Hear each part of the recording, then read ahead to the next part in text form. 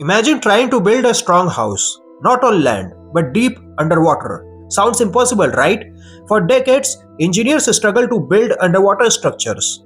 Concrete would wash away, chemicals were needed, costs were high, and the ocean environment suffered. But now, something incredible has happened in Australia.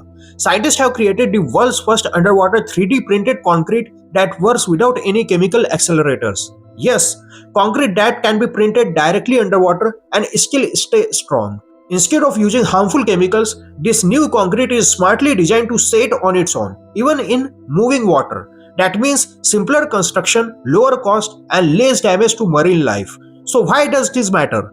This technology can help build anchors for floating wind farms, making clean energy stronger and more reliable. It can repair ports, bridges, and seawalls without stopping ships or draining water. And even defense infrastructure like underwater bases can be built faster and safer.